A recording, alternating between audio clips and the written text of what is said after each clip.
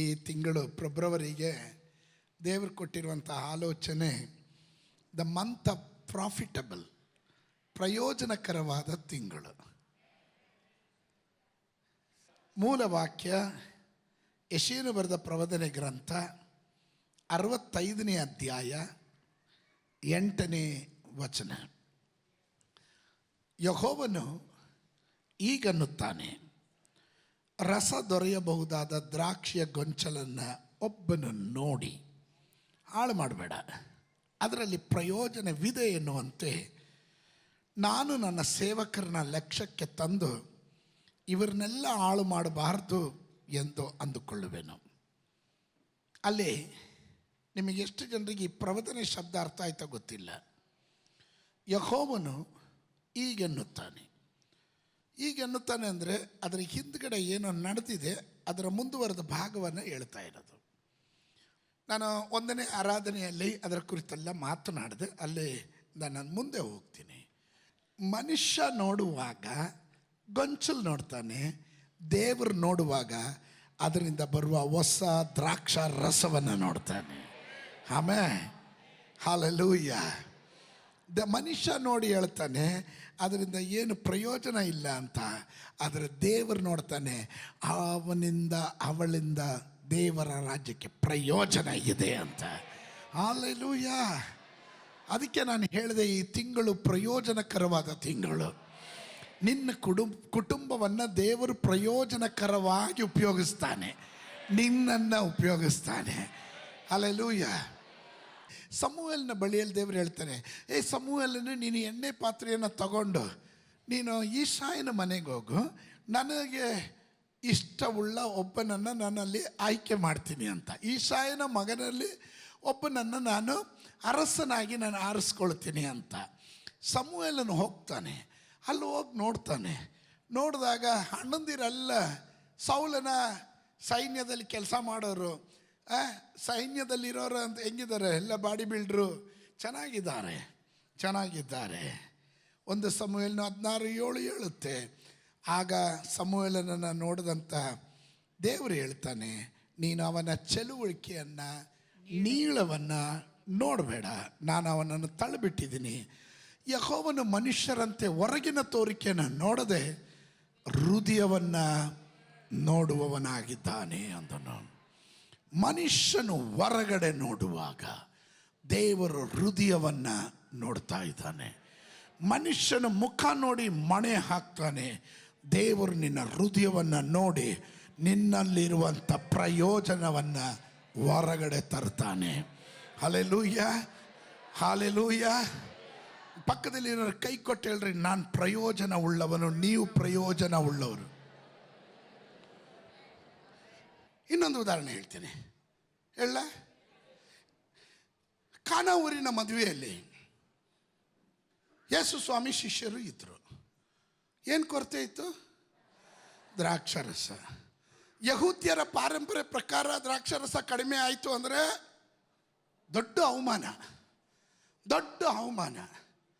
ಪರಿಶುದ್ಧಾತ್ಮ ನನಗೆ ಹೇಳಿದ್ರು, ನನ್ನ ಜನರಿಗೆ ಹೇಳು, ಕೆಲವರ ಅವಮಾನಗಳನ್ನು ನಾನು ಮಾನವಾಗಿ ತಿರುಪಿಸ್ತೇನೆ, ಕೆಲವರ ನಿಂದೆಗಳನ್ನು ಸನ್ಮಾನ ಮಾಡಕ್ಕೆ ಹೋಗ್ತೀನಿ, ನಾನು ಅವ್ರನ್ನ ಆಶೀರ್ವಾದ ಮಾಡಕ್ಕೆ ಹೋಗ್ತೀನಿ. Come on somebody, hallelujah. ಈ ತಿಂಗಳು ಫೆಬ್ರವರಿ ತಿಂಗಳಲ್ಲಿ ನಿಮ್ಮ ದುಃಖಕ್ಕೆ ಬದಲು ದೇವರು ನಿಮಗೆ ಸಂತೋಷ ಕೊಡ್ತಾನೆ, ರೋಗಕ್ಕೆ ಬದಲು ಆರೋಗ್ಯ ಕೊಡ್ತಾನೆ. ನೀವು ಬಲಲಿ ಹೋಗಿದ್ರೆ ನೀವು ಬಲಿಷ್ಠರಾಗುವಂತೆ ದೇವರು ಮಾಡ್ತಾನೆ. Something is turning out. ಏನೋ ತಿರುಗಿ ಬರ್ತಾ ಇದೆ.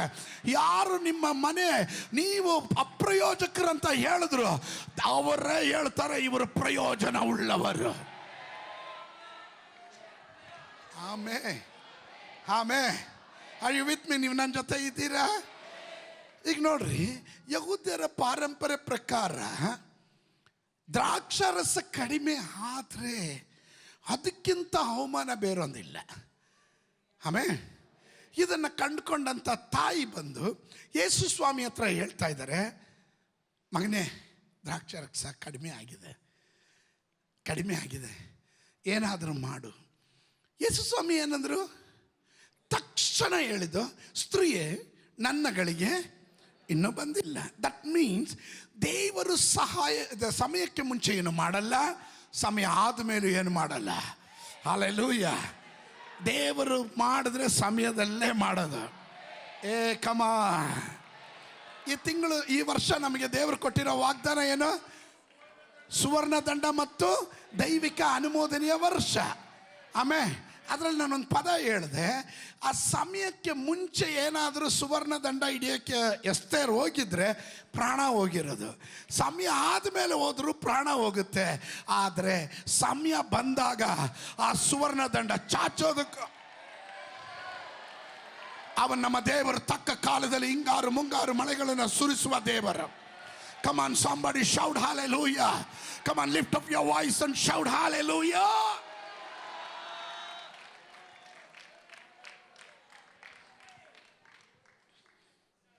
ಈಗ ಅಮ್ಮನಿಗೆ ಅರ್ಥ ಆಯಿತು, ನನ್ನ ಗಳಿಗೆ ಇನ್ನೂ ಬಂದಿಲ್ಲ. ಅಮ್ಮನಿಗೆ ಅರ್ಥ ಆಯಿತು. ಅಮ್ಮ ಏನಂದ್ರು?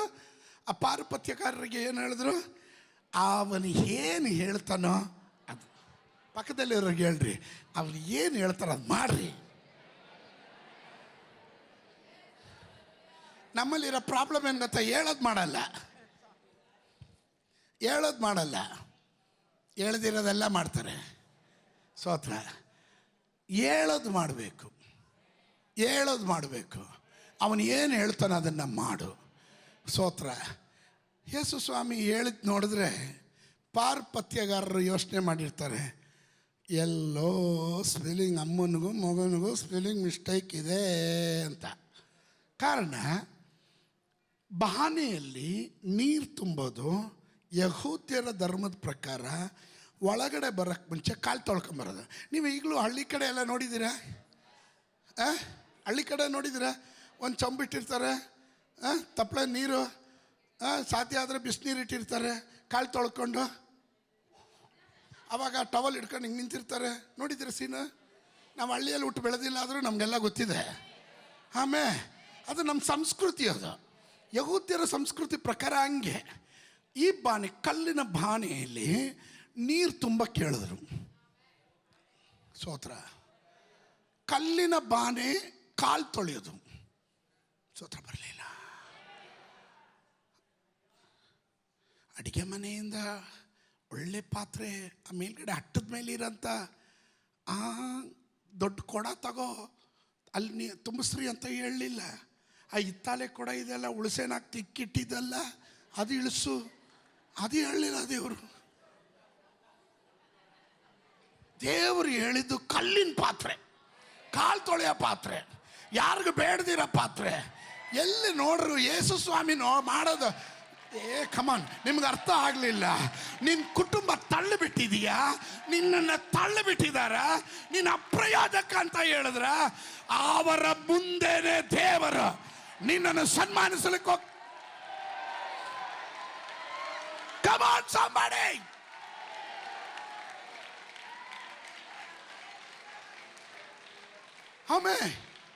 ಆಮೇ ಯೇಸು ಸ್ವಾಮಿ ನೋಡ್ರಿ, ಒಂದು ಸಾರಿ ಶಿಷ್ಯರಿಗೆ ಹೇಳ್ತಾರೆ, ನೀವು ಹೋಗಿ ಊರಿಗೆ ಹೊರಗಡೆ ಹೋಗ್ರಿ, ಅಲ್ಲಿ ಯಾರಿಗೂ ಬೇಡದೇ ಇರುವಂಥ, ಎಲ್ಲರಿಂದ ತಳ್ಳಿ ಬಿಟ್ಟಂಥ ಒಂದು ಕತ್ತೆ ಮರಿಯನ್ನು ಕಟ್ಟಾಕಿದ್ದಾರೆ, ಅದನ್ನು ಬಿಚ್ಕೊಂಬನ್ರಿ ಅಂತ.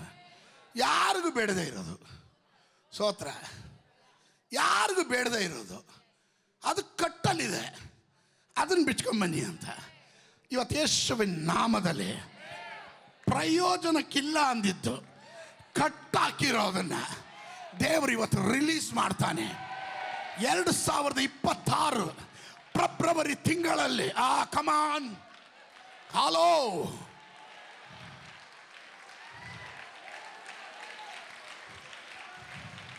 ಯೇಸುವಿಗೆ ಆ ಕತ್ತೆ ಮರಿ ಮೇಲೆ ಸವಾರಿ ಮಾಡಬೇಕಾಗಿದೆ.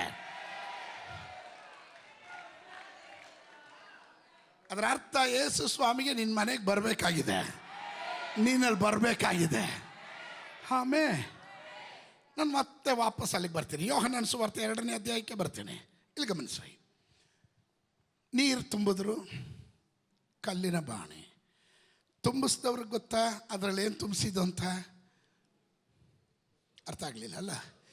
ತುಂಬಿಸಿದವರಿಗೆ ಗೊತ್ತಾ ಅದರಲ್ಲಿ ಏನು ತುಂಬಿಸಿದ್ದು ಅಂತ? ಪಾರುಪತ್ಯಗಾರನಿಗೆ ಗೊತ್ತಾ ಅಲ್ಲಿ ಏನು ತುಂಬಿಸಿರೋದಂತ? ಗೊತ್ತಲ್ಲ? ಪಾರುಪತ್ಯಗಾರನಿಗೆ ಗೊತ್ತು, ಕೆಲಸದ ನೀರು ತುಂಬಿಸಿದವ್ರಿಗೆ ಗೊತ್ತು. ಪಾರುಪತ್ಯಗಾರ ಅಂದರೆ ಏನು? ಸೂಪರ್ವೈಸರು, ಹೆಡ್ ಕುಕ್ಕು, ಸ್ತೋತ್ರ, ಆಮೇಲೆ ಹಲ್ಲೆಲೂಯ, ಅವ್ರಿಗೆ ಗೊತ್ತು. ಇಬ್ರಿಗೂ ಗೊತ್ತಾ? ಯೇಸು ಸ್ವಾಮಿ ಅಮ್ಮನಿಗೆ ಗೊತ್ತಾ? ಗೊತ್ತಿಲ್ವಾ? ಗೊತ್ತು. ದ್ರಾಕ್ಷಾರಸ ಮುಗ್ದಿರೋದು ಗೊತ್ತಾ? ಜನಕ್ಕೆ ಗೊತ್ತಾ? ನಿನ್ನ ಕೊರತೆ ಯಾರಿಗೂ ಗೊತ್ತಾಗಲ್ಲ. ನಿನ್ನ ಕೊರತೆ ಯಾರಿಗೂ ಗೊತ್ತಾಗಲ್ಲ. ಯೇಸು ಸ್ವಾಮಿ ನೋಡಿದಾಗ ಅದು ಕೇವಲ ನೀರಂತಲ್ಲ, ಯೇಸು ಸ್ವಾಮಿ ನೋಡಿದಾಗ ಅದು ದ್ರಾಕ್ಷಾರಸವಾಗಿ ಕಾಣ್ತಾ ಇದೆ. ಮನುಷ್ಯ ನೋಡಿದಾಗ ನೀರು, ಸ್ವಾಮಿ ನೋಡಿದಾಗ ದ್ರಾಕ್ಷಾರಸ.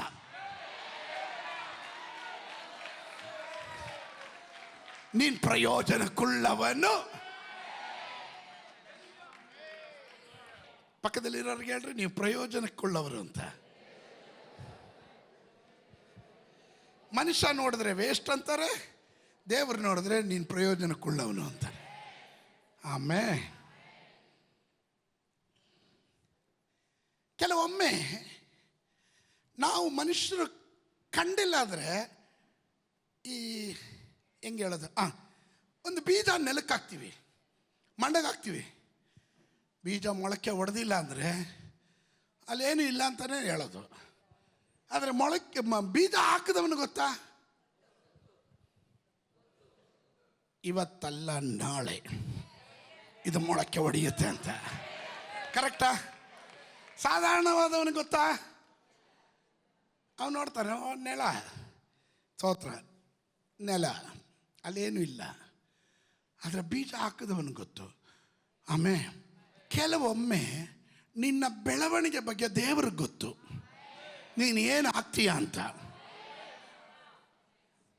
ನಾವೆಲ್ಲ ನಾನು ಪ್ಲಾನ್ ಪ್ರಕಾರ ಹೋಗಿದ್ರೆ ಕ್ರಿಕೆಟ್ ಪ್ಲೇಯರ್ ಆಗಿ ರಿಟೈರ್ಡ್ ಆಗಿ ಮನೇಲಿ ಇರ್ತಿದ್ದೆ. ಈಗ ಕ್ರಿಕೆಟ್ ಪ್ಲೇಯರ್ ಆಗಿದ್ದರೆ ನಾನು ರಿಟೈರ್ಡ್ ಆಗಬೇಕಾಯ್ತು.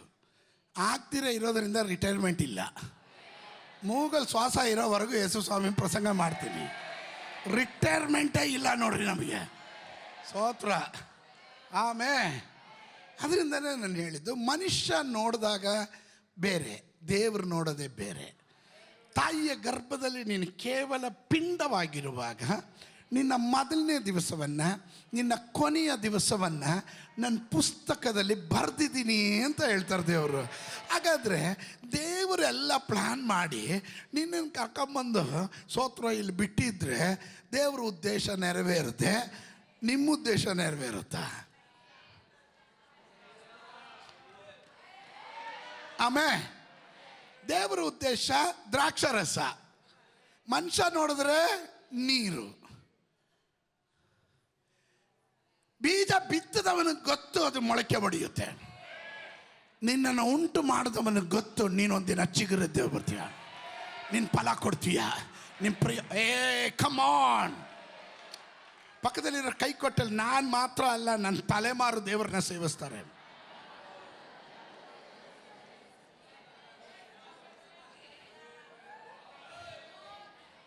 ನಾನು ಹೇಳ್ತೀನಿ, ನಾನು ಮಾತ್ರ ಅಲ್ಲ, ನನ್ನ ತಲೆಮಾರು ಮಾತ್ರ ಅಲ್ಲ, ನನ್ನ ತಲೆಮಾರು ಮಾತ್ರ ಅಲ್ಲ, ಇನ್ನು ತಲೆಮಾರು ಹುಟ್ಟಬೇಕಾಗಿದೆಯಲ್ಲ.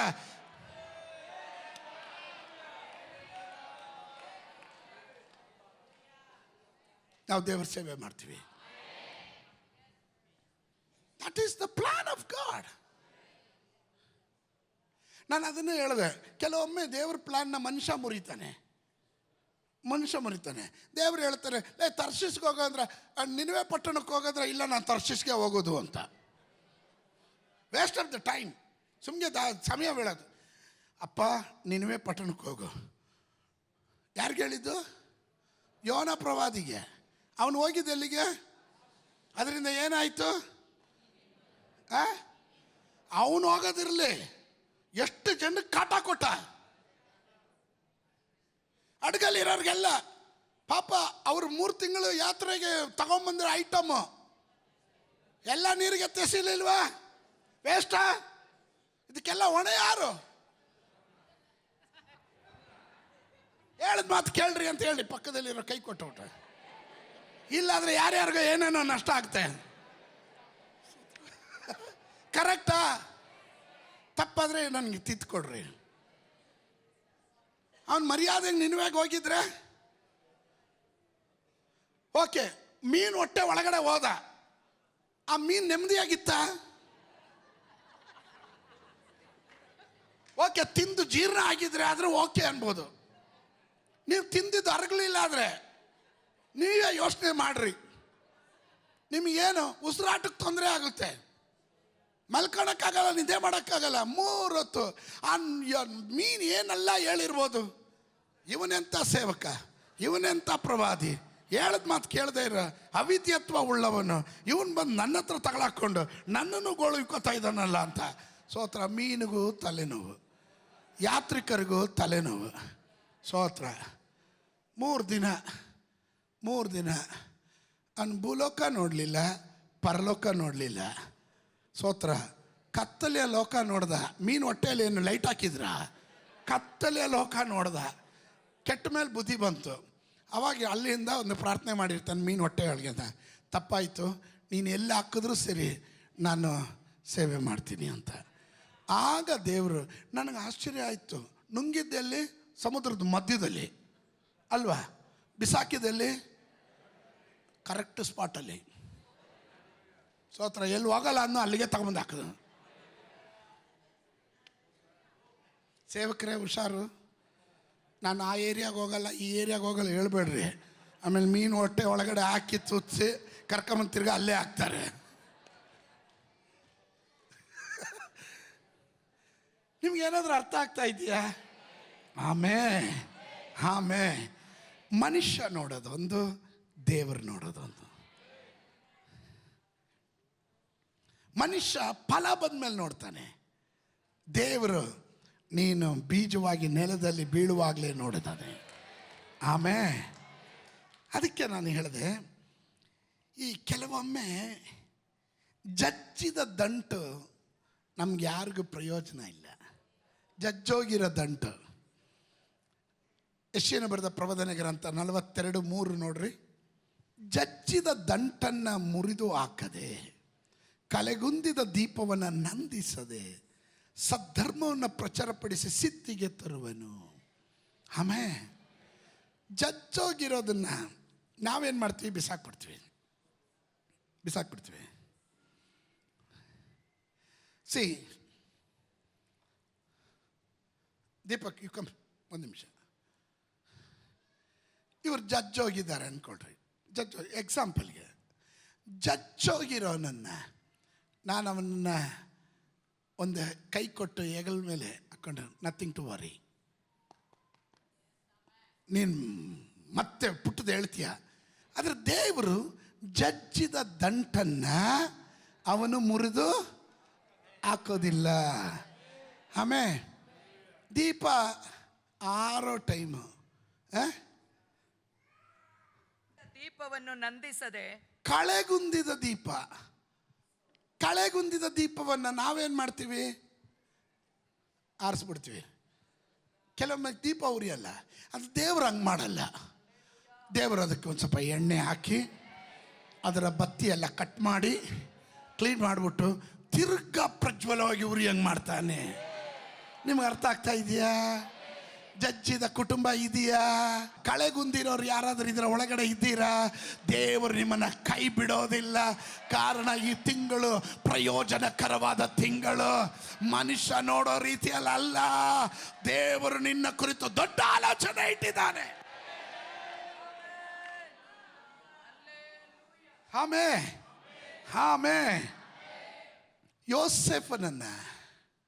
ಯೋಸೇಫನನ್ನ ಅರಮನೆಗೆ ತರಕ್ಕೆ ಮುಂಚೆ ಅವನನ್ನು ಸ್ವಲ್ಪ ಕಾಲ ಸೆರೆಮನೆಯಲ್ಲಿಟ್ಟನು. ದಾವೀದನನ್ನು ಅರಮನೆಗೆ ತರಕ್ಕೆ ಮುಂಚೆ ಸ್ವಲ್ಪ ಕಾಲ ಕಾಡಿನಲ್ಲಿಟ್ಟನು. ಯೇಸು ಸ್ವಾಮಿಯನ್ನು ತನ್ನ ಈ ಭೂಮಿಯಲ್ಲಿ ಇರುವ ಅತಿ ಶಕ್ತವಾದ ಸೇವೆಗೋಸ್ಕರ 30 ವರ್ಷ ಮರೆಯಲ್ಲಿಟ್ಟನು. 3.5 ವರ್ಷದ ಸೇವೆಗೋಸ್ಕರ 30 ವರ್ಷ ಮರೆಯಲ್ಲಿಟ್ಟನು. ಕೆಲವರನ್ನ ಮರೆಯಲ್ಲಿಟ್ಟಿರ್ತಾನೆ. ಕೆಲವರು ಮರೆಯಲ್ಲಿದ್ದರೆ ಈ ತಿಂಗಳಿಂದ ದೇವರಾತ್ಮನ ಹೇಳ್ತಾನೆ, ಅವರನ್ನು ಮರೆಯಿಂದ ಹೊರಗಡೆ ತರ್ತೀನಿ. ಪಕ್ಕದಲ್ಲಿರೋ ಕೈ ಕೊಟ್ಟು ಹೇಳ್ರಿ, ಹೊರಗಡೆ ಬರೋ ಟೈಮ್ ಆಯಿತು ಅಂತ ಹೇಳ್ರಿ. ನಾನು ಹೊರಗಡೆ ಬರೋ ಟೈಮ್ ಆಯಿತು ಅಂತ ಹೇಳ್ರಿ. Hello come. ಪಕ್ಕದಲ್ಲಿರೋರಿಗೆ ಹೇಳು, ಕೈ ಕೊಟ್ಟು ಹೇಳು, ಸೋತ್ರ ಹೊರಗಡೆ ಬರೋ ಟೈಮ್ ಆಯಿತು ಅಂತ. ಸೋತ್ರ ನಮ್ಮ ಮರೆಯಲ್ಲಿದ್ದೆ, ಸೋತ್ರ ಸೇವೆ ಇದೆ, ಮರೆಯಲ್ಲಿದ್ದೆ, ಹೊರಗಡೆ ಬಂದೆ. ಆ ಥರ ಅನೇಕ ಸೇವಕರುಗಳನ್ನು ದೇವರು ಮಾನಸಕ್ಕೆ ಹೋಗ್ತಾನೆ. ಇವತ್ತು ಬೆಳಿಗ್ಗೆ ನಾನು ಪ್ರಾರ್ಥನೆ ಮಾಡ್ಕೊಂಡಿರುವಾಗ ಪರಿಶುದ್ಧಾತ್ಮ ನನಗೆ ಹೀಗೆ ಹೇಳಿದ್ರೆ, ಈ ಸಭೆಯಲ್ಲಿ ಸೇವೆ ಮಾಡೋದಕ್ಕೋಸ್ಕರ ಒಂದು ಟೀಮನ್ನು ನಾನು ಟ್ರೈನ್ ಮಾಡೋಕ್ಕೆ ಹೋಗ್ತೀನಿ. ಬಟ್ ಅದಕ್ಕೆ ಮುಂಚೆ ದೇವರು ಇವತ್ತು ಕೊಟ್ಟಿದ್ದ ಆಲೋಚನೆ ಗೊತ್ತಾ, ಈ ಆರ್ಡಿನೇಷನ್ ಟೈಮಲ್ಲಿ ಕೆಲವರನ್ನ ಪಾಸ್ಟ್ರಲ್ ಅನಾಯಿಂಟಿಂಗ್ ದೇವರು ಮಾಡೋಕ್ಕೆ ಹೋಗ್ತಾ ಇದ್ದಾರೆ. ರೆಡಿ ಆಗಿರ್ರಿ. ಬಟ್ ಒನ್ ಥಿಂಗ್, ಈ ಸಭೆ ಬೆಳೆಯುತ್ತೆ, ಸೇವೆ ಬೆಳೆಯುತ್ತೆ. ಅದರಲ್ಲಿ ನೀವು ನಿಮ್ಮ ಕುಟುಂಬ ಸೇವೆ ಮಾಡ್ತೀರಾ, ನಿಮ್ಮ ಪಾತ್ರ ದೊಡ್ಡದು ಅಂತ ಈಗಲೇ ಡಿಕ್ಲೇರ್ ಮಾಡ್ರಿ. ಈ ತಿಂಗಳು ದೇವರು ನಿಮಗಾಗಿ ಕೊಡ್ತಿರುವ ಆಲೋಚನೆ ಇದು ಪ್ರಯೋಜನಕರವಾದ ತಿಂಗಳು. ಸೈತಾನನ ಸುಳ್ಳುಗಾರ, ಸುಳ್ಳಿನ ಹಬ್ಬ. ಅವನು ಹೇಳ್ದ, ನೀನು ಅಪ್ರಯೋಜಕ ಅಂತ. ಅವನ ಮುಖ ನೋಡಿ ಹೇಳು, ನಾನು ಪ್ರಯೋಜನ ಉಳ್ಳವನು ಎಂದು. ಸತ್ಯವೇದ ಗ್ರಂಥದಲ್ಲಿ ಪಿಲೋಮನ ಪತ್ರಿಕೆ ಎಷ್ಟು ಜನ ಓದಿದ್ದೀರಾ? ಓದಿರೋರು ಮಾತ್ರ ಕೈ ಎತ್ತಿ. 1, 2, 3 ನೋಡಿದ್ರ? ಹಂಗೊಂದು ಪತ್ರಿಕೆ ಇದೆಯಾ ಅಂತಲೂ ಗೊತ್ತಿಲ್ಲ. ಯಾಕಂದರೆ ಸೋತ್ರ ಇದೊಂದು ಚಿಕ್ಕ ಪತ್ರಿಕೆ. ಪಿಲೋಮನಿಗೆ ಅಪೊಸ್ತಲನಾದಂಥ ಪೌಲನು ಬರಿತಾ ಇರುವ ಪತ್ರಿಕೆ. ಯಾರು ಈ ಪಿಲೋಮನು? ನಾನು ಜಸ್ಟ್ ಚರಿತ್ರೆ, ನಾನು ಆ ಭಾಗ ಮುಟ್ಟೆ ಹೇಳ್ಬಿಟ್ಟು ಹೋಗ್ಬಿಡ್ತೀನಿ, ನಾನು ಅಲ್ಲಿ ಪ್ರಸಂಗ ನಿಲ್ಲಲ್ಲ. ಅಪೊಸ್ತಲನಾದಂಥ ಪಿಲೋಮನ ಮನೆಯಲ್ಲಿ ಪೌಲನು ರೋಮ ಸರ್ಕಾರದ ಸೆರೆಮನೆಯಲ್ಲಿದ್ದಾನೆ. ಸೆರೆಮನೆಯಲ್ಲಿರುವಾಗ ಅಲ್ಲಿಂದ ಬರಿತಾ ಇರುವಂಥ ಲೆಟ್ರ್ ಇದು. ಯಾರಿಗೆ? ಪಿಲೋಮನಿಗೆ. ಪಿಲೋಮನ ಮನೆಯಲ್ಲಿ ಆರಾಧನೆ ನಡೀತಾ ಇದೆ. ಪಿಲೋಮನ ಮನೆಯ ಅವರ ಮಗ ಪಾಸ್ಟರ್ ಆಗಿದ್ದಾರೆ. ಅವ್ರ ಮನೆಯಲ್ಲಿ ಕೆಲಸಕ್ಕೆ ಅಂತ ಒನಸೀಮೋಸನ್ನು ಇಟ್ಟಿದ್ರು. ಒನಸೀಮೋಸನು ಹೆಸರೇನು? ಅದರ ಅರ್ಥ ಏನು ಗೊತ್ತಾ? ಈಸ್ ಎ ಪ್ರಾಫಿಟಬಲ್, ಪ್ರಯೋಜನವುಳ್ಳವನು. ಅವನ ಹೆಸರಲ್ಲೇ ಇದೆ. ಆದರೆ ಇವನು ಅಪ್ರಯೋಜಕರವಾದ ಕೆಲಸ ಮಾಡ್ದ. ಆ ಮನೆಯಲ್ಲೇ ಇದ್ದು ಸೋತ್ರ ಕಳ್ತನ ಮಾಡ್ತಾನೆ. ಕಳ್ತನ ಮಾಡಿ ಮನೆ ಬಿಟ್ಟು ಓಡೋಗ್ಬಿಡ್ತಾನೆ. ಮನೆ ಬಿಟ್ಟು ಹೋದವನು ಇವನು ತಗಲಾಕೊಂಡಾಗ ಇವನು ಸಿಕ್ಕಾಕೋತಾನೆ. ಸಿಕ್ಕಾಕೊಂಡಾಗ ಇವನು ತಗೊಂಡೋಗಿ ಸೆರೆಮನೆಗೆ ಹಾಕ್ತಾರೆ. ಆ ಸೆರೆಮನೆಯಲ್ಲಿ ಪೌಲನ್ ಇರ್ತಾನೆ. ಪೌಲನ್ ಜೊತೆ ಮಾತಾಡ್ತಾನೆ. ಪೌಲನ್ ಯಾರು ಸಿಕ್ಕಿದ್ರು ಸುವಾರ್ತೆ ಹೇಳೋ ಅಭ್ಯಾಸ. ಸೋತ್ರ ಒನೆಸಿಮನಿಗೂ ಸುವಾರ್ತೆ ಹೇಳಿದ್ರು. ಒನೆಸಿಮನು ಹೇಳ್ದ, ಇಲ್ಲ ಇಲ್ಲ ಇಲ್ಲ ಇಲ್ಲ, ನನಗೂ ಗೊತ್ತು ದೇವ್ರ ವಾಕ್ಯ ಎಲ್ಲ, ನಾನು ಪ್ರಾರ್ಥನೆ ಎಲ್ಲ ಅಟೆಂಡ್ ಮಾಡ್ತಾ ಇದ್ದೆ. ನಮ್ಮ ಪಾಸ್ಟ್ರು ಸೋನ್ಸು ಅವ್ರ ತಂದೆ ಪಿಲೋಮನ್ ಅಂತ ಹೇಳಿದಾಗ, ಹೌದಾ ಮತ್ತೆ ಯಾಕೆ ಇಲ್ಲಿ ಬಂದೆ ಜೈಲಿಗೆ? ಅವ್ರ ಮನೆಯಲ್ಲಿ ಕದ್ದುಬಿಟ್ಟೆ, ಅದಕ್ಕೆ ಇಲ್ಲಿ ಬಂದೆ. ಪಿಲೋಮನಿಗೆ ಪೌಲನ ಅಲ್ಲಿಂದ ಲೆಟ್ರ್ ಬರೀತಾನೆ. ಫಸ್ಟ್ ಉಭಯ ಕುಶಲೋಪರಿ ಸಂಪ್ರತ ಪೌಲನಿಂದ ರವರಿಗೆ ಪಿಲೋಮನಿಗೆ ಮುಖ್ಯ ಉದ್ದೇಶ ವಿಷಯ ಬರೆದನು. ಏನಂತ ವಿಷಯ? ಒನೋಸಿಮಸನನ್ನು ಸ್ವೀಕರಿಸಬೇಕಾಗಿ ಕೋರಿಕೆ. ಸೋತ್ರ ಈ ಹೆಸರು ಕಂಡ್ರೇ ಕೇಳಿದ್ರೇ ಉರಿ ಬೀಳ್ತಾರೆ. ನಿಮ್ಮ ಮನೇಲಿ ಕದ್ದವನನ್ನು ತಿರ್ಗಾ ವಾಪಸ್ ನಿಮ್ಮ ಮನೆಗೆ ಕಳಿಸ್ತೀನಿ ಅಂದರೆ ನೀವು ಒಪ್ತೀರಾ?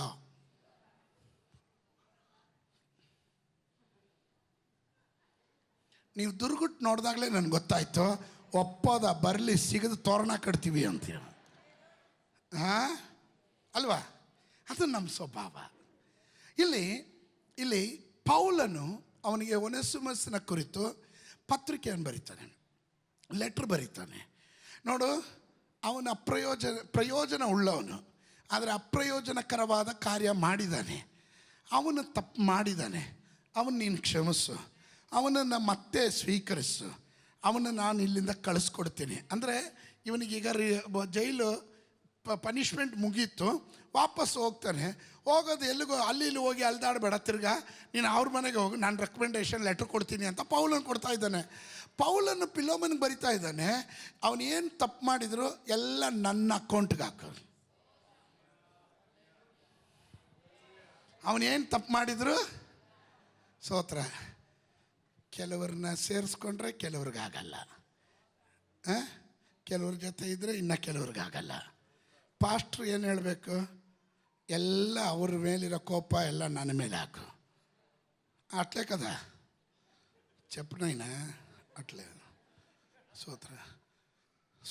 ನೀವು ಚೆನ್ನಾಗಿರ್ರಿ, ಅನ್ಯೋನ್ಯವಾಗಿ ಹೋಗ್ರಿ. ಇತ್ತಾನೆ ಒಂದು ಪಾಸ್ಟ್ರ್ ಮಾಡಬೇಕು. ಪೌಲ್ ಪಾಸ್ಟ್ರು ಹಂಗೆ ಮಾಡ್ತಾ ಇದ್ದಾರೆ. ಹೇಳಿದ್ರೆ ಪಿಲೋಮನಿಗೆ, ನೋಡು ಅವ್ನು ತಪ್ಪು ಮಾಡಿರೋದು ನಾನು ಒಪ್ಕೋತೀನಿ, ಅದರ ಶಿಕ್ಷೆ ಅನುಭವಿಸ್ಬಿಟ್ಟಿದ್ದಾನೆ, ಬಿಟ್ಬಿಡು, ಅವನು ಕ್ಷಮಿಸು, ತಿರ್ಗಾ ನಿಮ್ಮ ಮನೇಲಿ ಕರ್ಕೊ, ಅವನಿಗೆ ಸೇವೆ ಕೊಡು. ಅವನೀಗ ಮುಂಚೆ ಥರ ಅಲ್ಲ, ಮಾನಸಾಂತರ ಹೊಂದಿದ್ದಾನೆ, ಒಳ್ಳೆ ರೀತಿ ಬೆಳೀತಾ ಇದ್ದಾನೆ, ಪ್ರಾರ್ಥನೆಯಲ್ಲಿ ಬರ್ತಾ ಇದ್ದಾನೆ, ಅವನು ಪ್ರಯೋಜನ ಉಳ್ಳವನು. ಒನೆಸಿಮಸ್ ಅಂದರೆ ಪ್ರಯೋಜನ ಉಳ್ಳವನು ಅಂತ. ಪ್ರಯೋಜನ ಉಳ್ಳವನನ್ನು ಪ್ರಯೋಜನ ಉಳ್ಳವನಾಗಿ ಮಾಡೋಕ್ಕೆ, ತಾಲಂತು ಉಳ್ಳವನನ್ನು ತಾಲಂತು ಉಪಯೋಗಿಸಂಗೆ, ವರ ಉಳ್ಳವನನ್ನು ವರ ಉಪಯೋಗಿಸಂಗೆ ಅಲ್ಲಲ್ಲಿ ದೇವರು ಇಷ್ಟಪಡ್ತಾನೆ. Listen to me, this is beautiful. ಈಗ ಆ ಲೆಟ್ರನ್ನ ಪಿಲೋಮನಿಗೆ ಕಳಿಸ್ತಾನೆ. ಪಿಲೋಮನು ಇವನನ್ನು ಸ್ವೀಕರಿಸಬೇಕು. ನಿಮಗೆ ಗೊತ್ತಾ, ಪೌಲನು ಹೇಳಿದ ಮೇಲೆ, ಯಾಕಂದರೆ ಪಿಲೋಮನ ಮನೆಯಲ್ಲಿ ಕೂಟ ನಡೆಸ್ತಾ ಇದ್ದಿದ್ದೆ ಪೌಲನು, ಸುವಾರ್ತೆ ಹೇಳಿದ್ದು ಪೌಲನು, ಅಲ್ಲಿ ಸಭೆ ಸ್ಥಾಪನೆ ಮಾಡಿದ್ದು ಪೌಲನು. ಆಮೇಲೆ ಈಗ ಅದನ್ನು ಹ್ಯಾಂಡ್ ಓವರ್ ಮಾಡಿರೋದು ಪಿಲೋಮನಿಗೆ. ಈಗ ಆ ಕುಟುಂಬ ಅಲ್ಲಿ ಮೀಟಿಂಗ್ ನಡೆಸ್ತಾ ಇರೋದು, ಆ ಮನೆಯಲ್ಲಿ ಕೆಲಸಕ್ಕಿದ್ದವನು ಕತ್ಕೊಂಡು ಹೋಗಿದ್ದು, ಅವನ್ನೇ ವಾಪಸ್ ಕಳಿಸ್ತಾ ಇರೋದು. ಇಷ್ಟು ನಿಮ್ಗೆ ಕ್ಲಿಯರ್ ಪಿಕ್ಚರ್ ಅರ್ಥ ಆಯ್ತಾ? ಪಿಲೋಮನ ಪತ್ರಿಕೆ ಓದ್ದಂಗೆ